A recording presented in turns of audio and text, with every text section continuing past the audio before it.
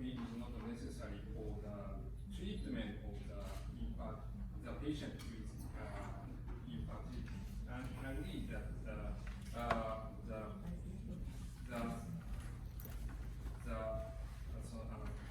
important point of the surgery to remove the symptoms.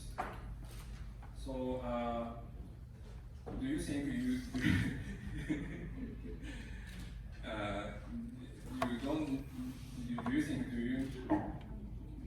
don't need to surgery for pain relief or the remove the pain symptoms?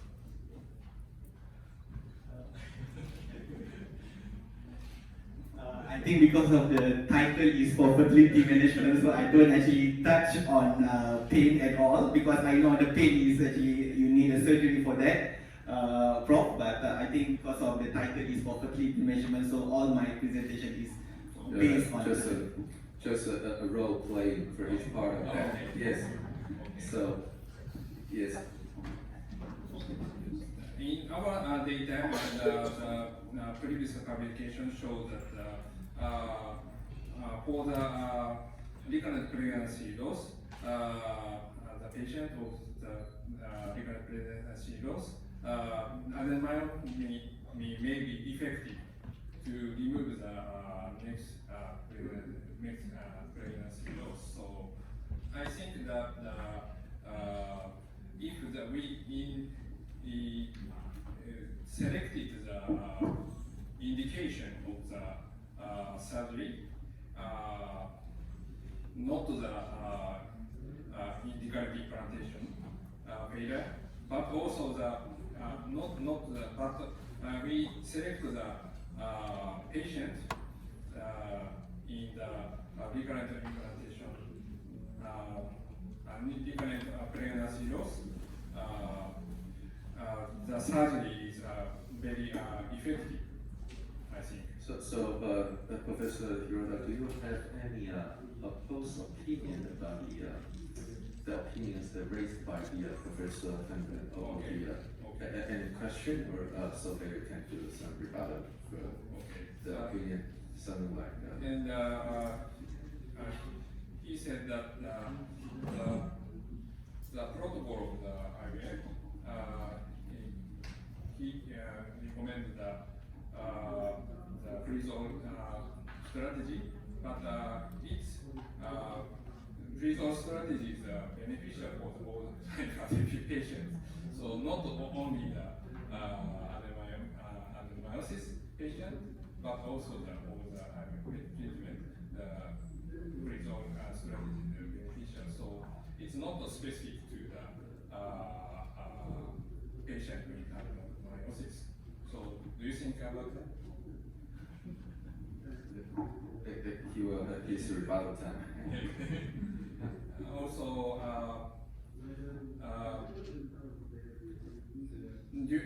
can we do the infertility treatment? The patient suffers the symptoms. So the fertility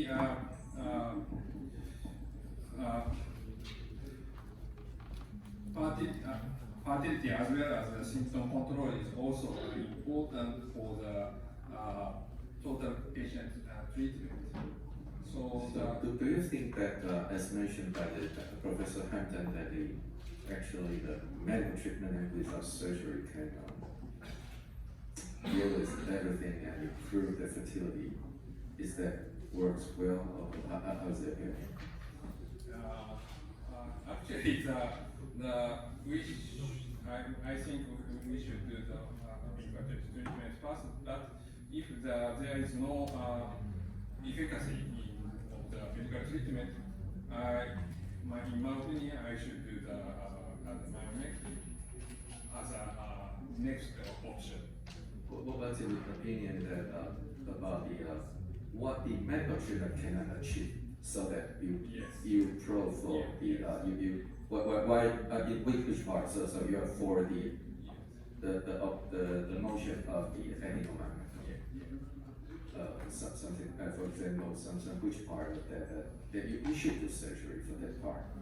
any factor or any reason for that? So why you just for the option for the motion of adenomyosis?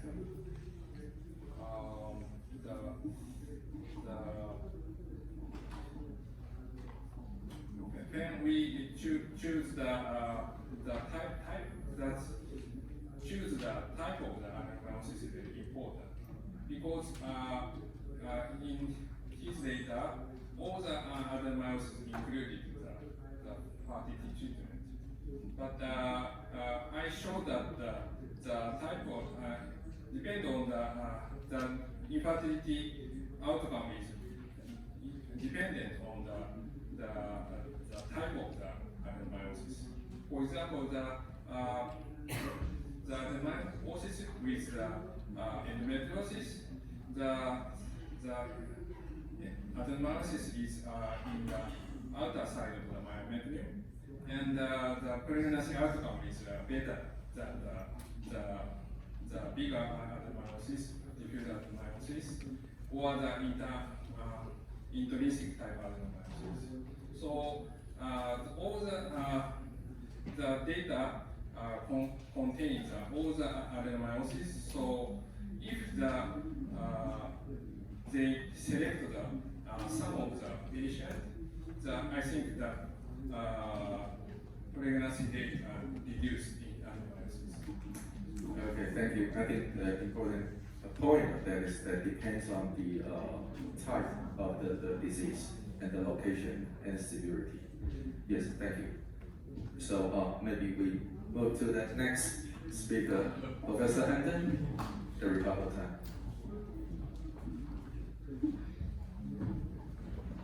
Thank you again. Your disclaimer: I do surgery for adenomyometry, but for the sake of debating. So I with due respect that Professor Hirota can do a lot of good surgery. I think the surgical skill on the different type of adenomyosis is not easy, because to know the demarcation between the type A and B is not easy during intraoperative. You can actually look at MRI to look at the depth of the surgery, but I don't think by doing a surgical removal you can actually look at how far or how extensive you need to remove and how you do it. Okay, and as the data from the University of Tokyo showed that even though you do adenomyometry, it's only like 47 or 50% of pregnancy. There are another 50% actually do not pregnant. So are we actually subjecting a patient with a surgical risk surgery, and half of it only can get pregnancy, and another half still do not get pregnant?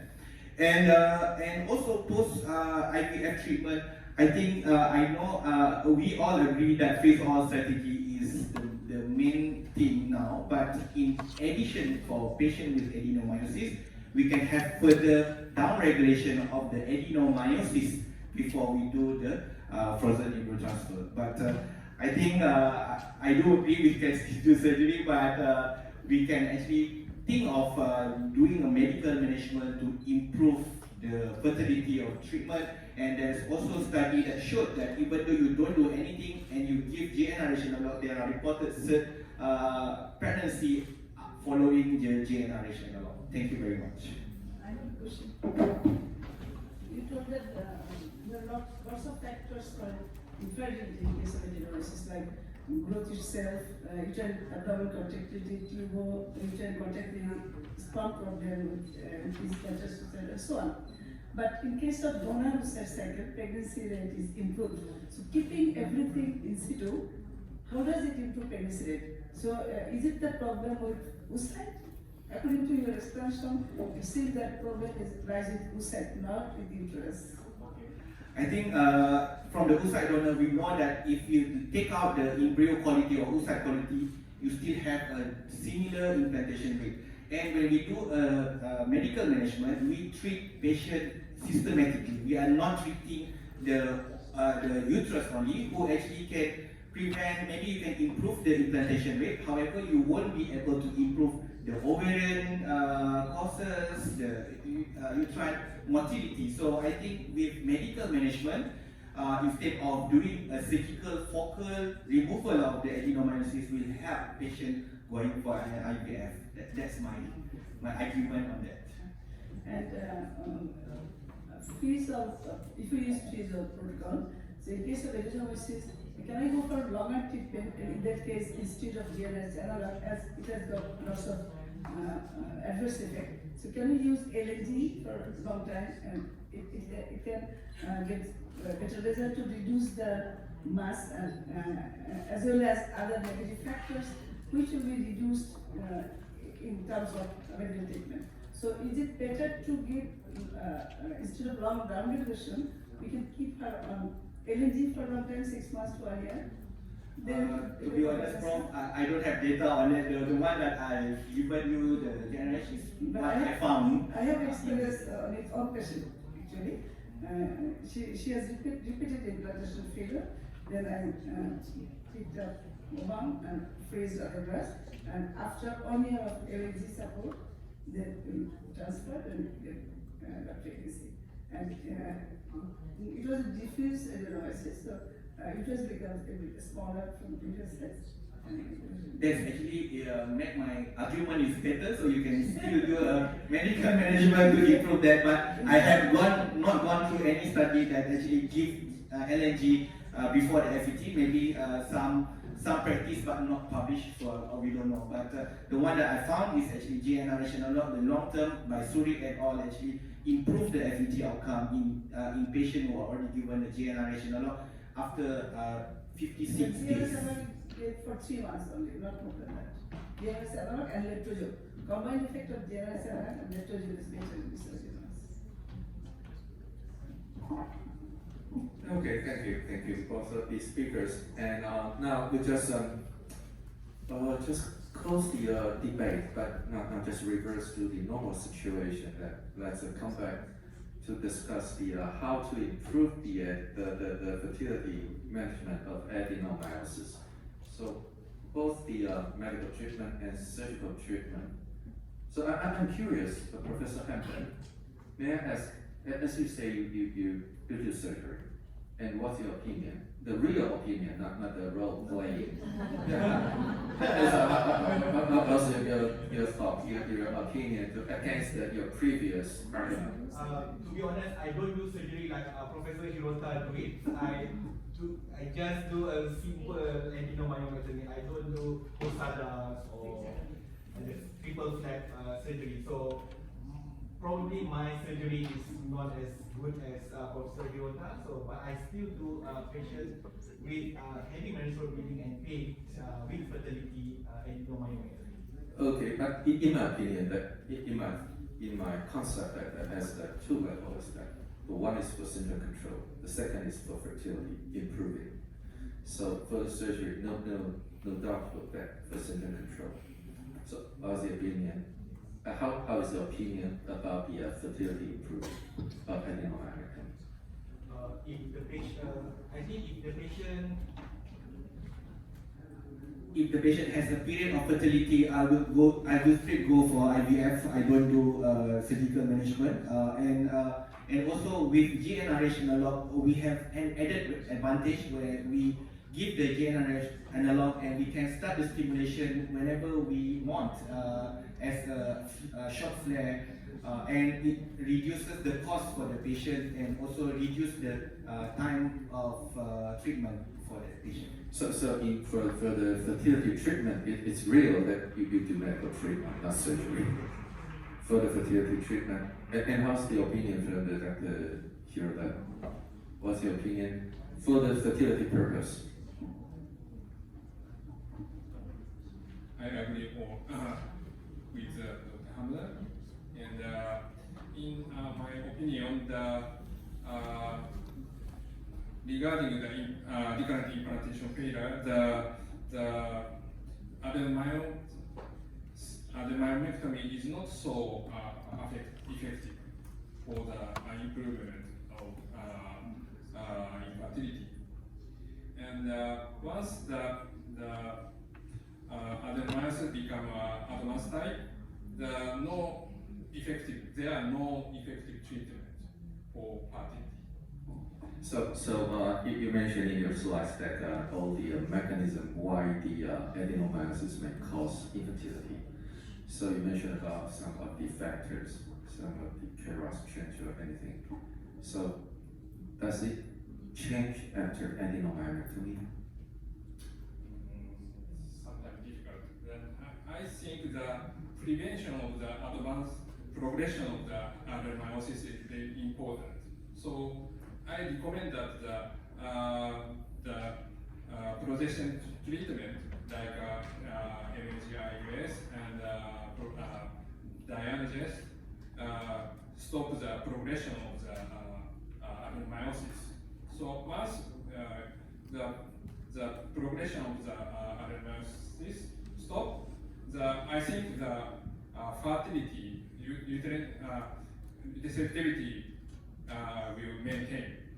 So I think the prevention of the adenomyosis in early stage of the adenomyosis.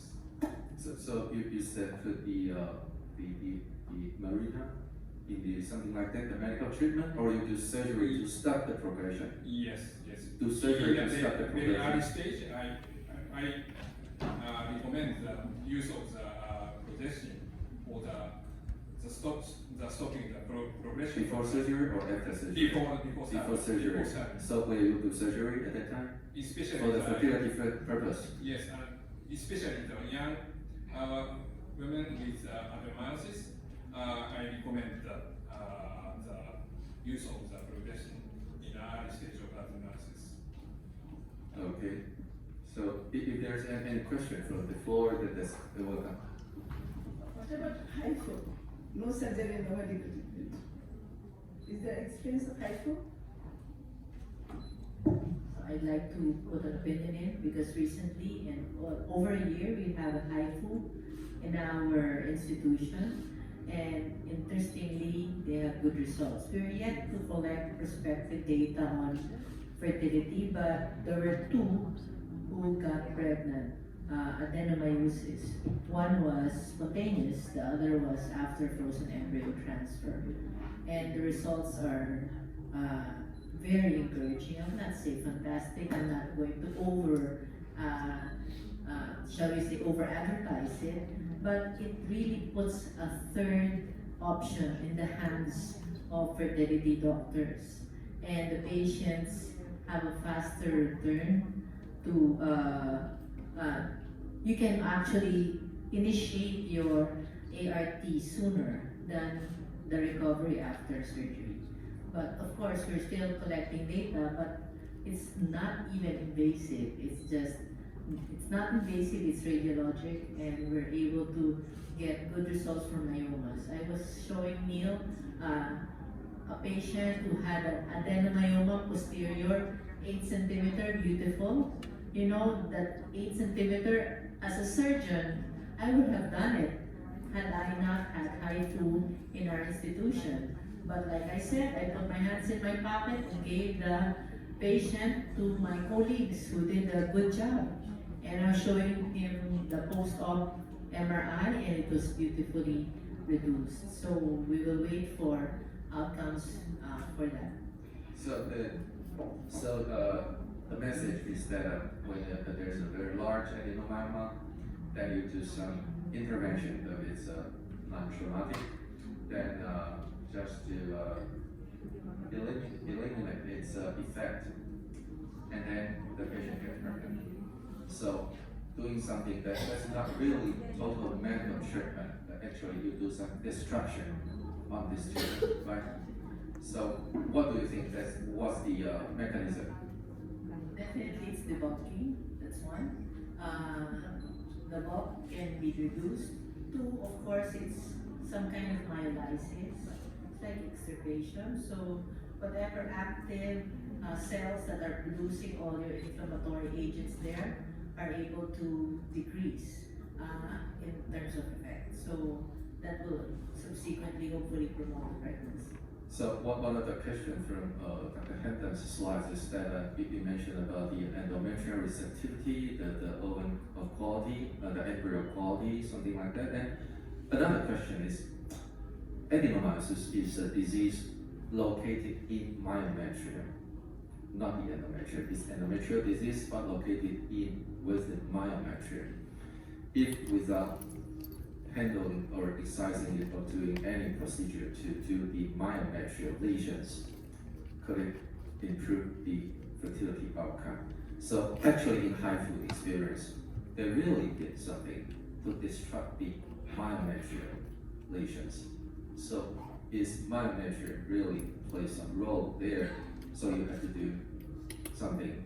And in that thought, can medical treatment doing something on myometrium, or should that do surgical treatment? Any answer or any thoughts in it? So yes, please.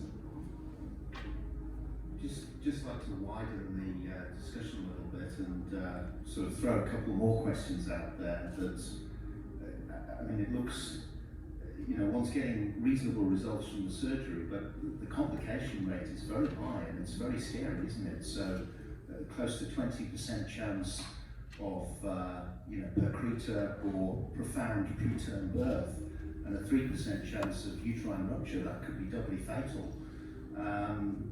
These are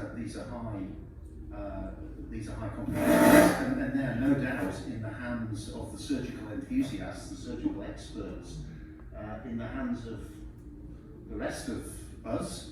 You know, what's that going to look like? One wonders. So I'd just like to put that question out there, perhaps in this direction. And can I put another question out there in this direction? It's been a fantastic debate, by the way. This is really high caliber presentations. Just to sort of come back a little bit on the medical treatment, we've got a little bit eminence-based rather than evidence-based, I feel, and you know, we're recommending this, that, and the other. But I'm just going to challenge: what are the data on progestin use? And we've seen some of the data on GnRH agonist use. Is that with or without add-back hormone therapy? Just a little bit to develop that discussion around the medical treatments a little bit, please. I think The meta-analysis that I have quoted, they say that it's 2 to 3 months of treatment before the FET. So I think they don't actually require an add-back therapy before the IVF. So this is what we found. So there's quite a bit of bone loss happening already, isn't there? Yeah. So that's not without its problems. Yeah. And I think when we showing the adenomyosis, Prof, I think the endometrial fertility may improve or respond. And another alternative for HIFU, I have got 2 patients now. We have microwave ablation that that I have done for recurrent implantation failure. They already still have a few more embryos, and I have given her options. And I've done 2 of the recurrent implantation failure MWA, the microwave ablation, but I haven't yet transferred the embryo. So I hope that it improves the implantation, but I still don't know what's the outcome. Yeah, and regarding the HIFU and microwave treatment, that there are some successful report, no doubt of that. But and also there were some lots of unpublished data about the destruction of the endometrium. Actually, they burn the endometrium, and then when you see the hysteroscopy, you can see that the diffuse either intrauterine adhesion or endometrial fibrosis that with endometrial growth after HIFU or microwave. Yeah. Yeah, I fully agree because, for example, HIFU is really, it really depends on the architecture of the uterus. If you can concentrate the energy on a very focal area, then it may work. But for cases or like, for example, diffuse or irregularly shaped or adenomyosis with adenomyoma or multiple myoma with adenomyosis, then definitely there's going to be collateral damage. And that's what you were talking about with regards burning of the endometrium. Not to mention intestines and everything, bowel injuries and the like. Yes. And we have some discussion in Taiwan that yes, because the HIFU for adenomyoma is quite different from the myoma, because myoma has pseudo capsule, so the energy was encapsulated in somewhere. But adenomyosis, the energy just spread into the endometrium, and then the endometrium was disrupted. So if the adenomyosis will undergo a HIFU or microwave treatment, that should be referred to the real expert. They have a lot of experience to control the distance of the safety distance and the depth of that, or otherwise they will cause it. Then it's very bothersome for the referral doctor that we can do nothing about the endometrium destruction. The endometrium will not regrow even you give high dose estrogen or something. It is very difficult for those patients. And for this, yes. Apart from clinical data, so what you ask about the composition of the adenomyosis, so myometrium and endometrial cells in the myometrial part. But another important issue is the fibrotic tissue. And the adenomyosis is composed by myometrial layer and endometrial layer, and also fibrotic cells or fibrotic tissues. And I think fibrotic tissues or cells play a role in terms of infertility or pain symptoms. So when you use medical treatment, so medical treatment affect the endometrial cells, but not always to fibrotic cells. And in terms of surgical treatment, you can get rid of fibrotic cells. So that's the difference of medical treatment and surgical treatment. So this is the very basic point. And in terms of clinical point, so I'd like to say that you should compare apple and apple, not apple and orange. So if you compare normal uterus and adenomyosis, then you are comparing apple and orange. So in order to compare apple and apple, you should compare intact adenomyosis and the post-surgical adenomyosis, and compare the clinical data. And as you already shown our data, so we compare intact adenomyosis and post-surgical adenomyosis. And actually, the trend of getting pregnant hypertension, HDP, was decreased after surgery. So the point is, if you compare the very severe intact adenomyosis and post-surgical adenomyosis, which is better, we don't still know. So more clinical data is important. So even though the rupture 3%, right? Yes. But very large intact adenomyoma cause higher percentage of preterm birth and preterm or HDP. So that's my point. Yeah, thank you, Dr. Yeah. So as what my concept is that, as I mentioned, that usually they have some anatomy factor, chemical factor, something, and other psychosocial factor. But for anatomical factor, in my opinion, that medical treatment can hardly 100% suppress when it is really a very bulky adenomyoma there.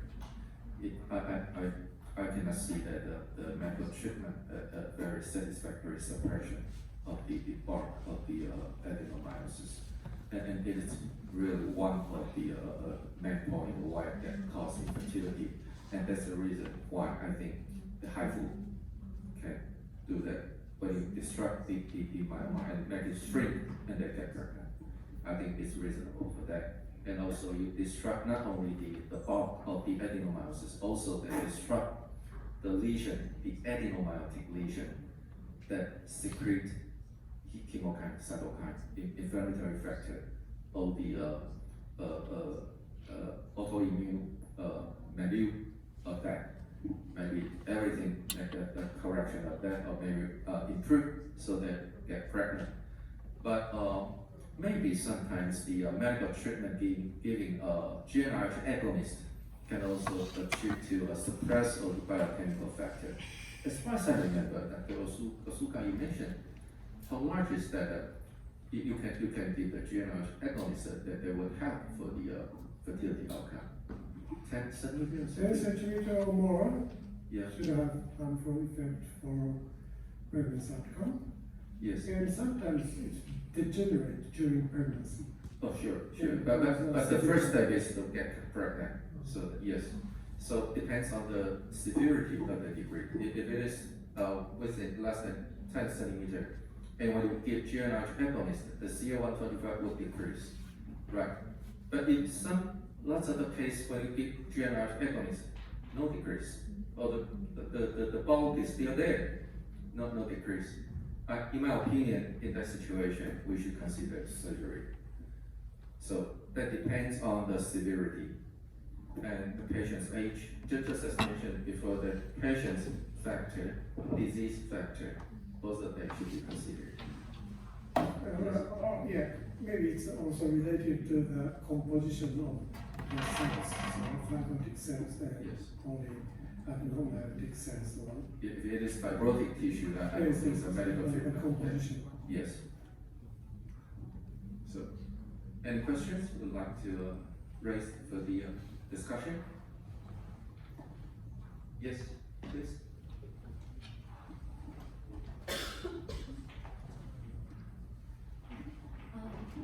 Hello, my name is Cody. I'm from Vietnam. I have one question that mostly from a patient with adenomyosis condition. When we have hysteroscopy, we also find out the many problems for endometrial polyps or chronic endometriosis, and we also study about the micromyoma. So my question is this really necessary for all the patients with adenomyosis before we make decision that the surgery adenomectomy or the medical treatment, should we do all of them with the hysteroscopy to detect the abnormality from the endometrium before we move to the frozen embryo transfer? I'd like to hear your opinion. In my opinion, that hysteroscopy should be one of the pre-operative workup, or even in the fertility study workup. I think that's reasonable for that. Yes. Particularly after surgery, it should be done. Post-surgical, before embryo transfer, we should see the interior of the endometrium, whether sometimes there may be endometrial adhesion after surgery. Due to slicing of the endometrial growth, sometimes it may be very closer to endometrium, and there may be contractility of the endometrium. In Osada's technique, that is why Osada put balloon catheter inside the endometrial cavity to reduce the adhesion or disfiguration of the uterus. Yeah. So we have to assess the endometrial cavity before the embryo transfer. So we should do that after surgery for the. After surgery. And also, since we have to do that after surgery, why not add one for pre-operative surgery, so you can make comparison of that. You can know your pre-surgery situation, and then we will do post-surgery, post-op evaluation. Now it has been our routine that after surgery we will do the evaluation, so that you can see, as Professor Hiroda mentioned, you can see the endometrial defect. Not only the defect, you can see somewhere that the endometrium that they don't grow. Even the purpose for post-operative follow-up, the first is for the wound integrity, wound healing, about healing. The second is if there is any intrauterine adhesion.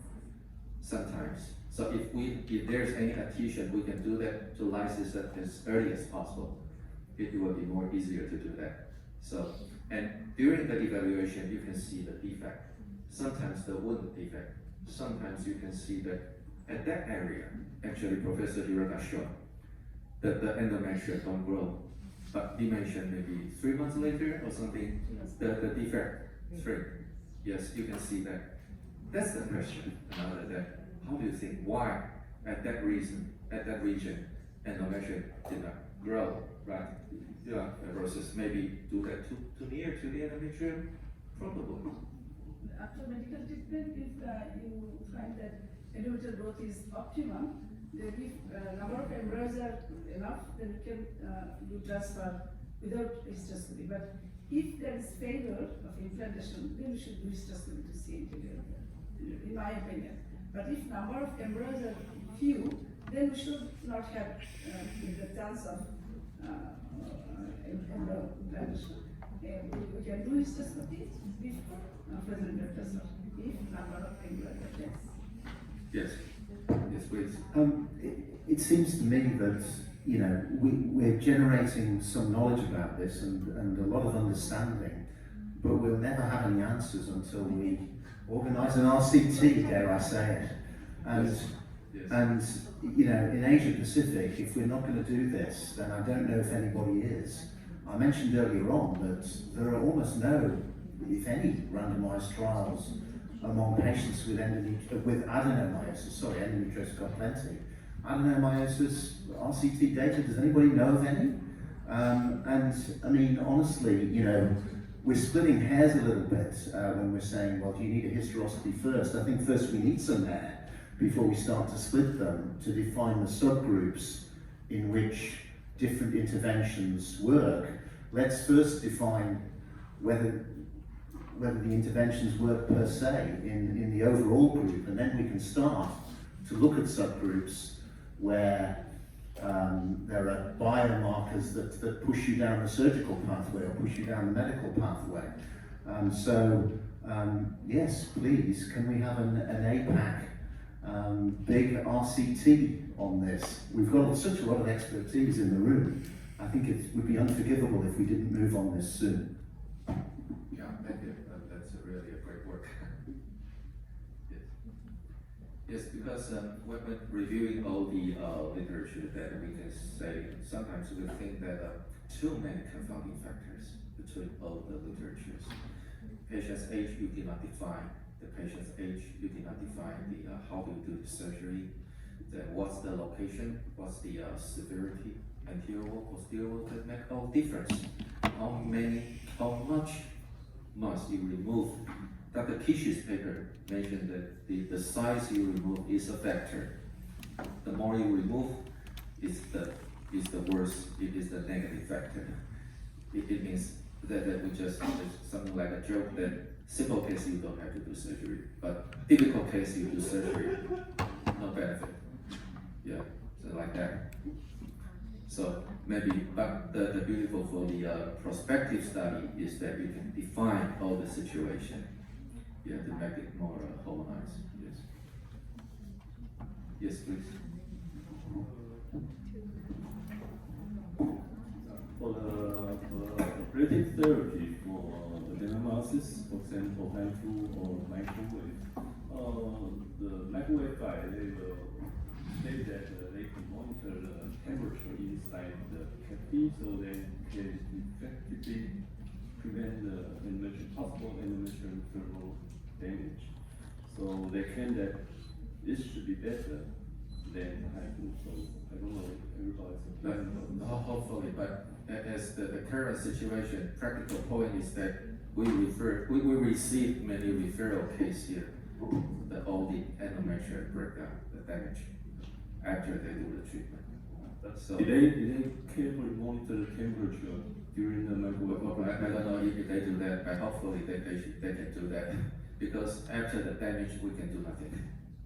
From HIFU or microwave? Microwave? Microwave. But I think the difficulty is that because the heat would spray gradually, not only the point.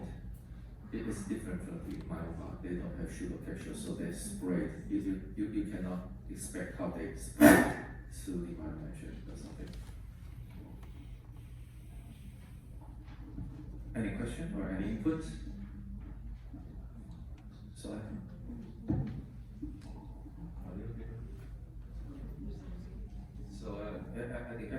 happy that we closed earlier. So thank you for the two speakers for a very good input and very good discussion.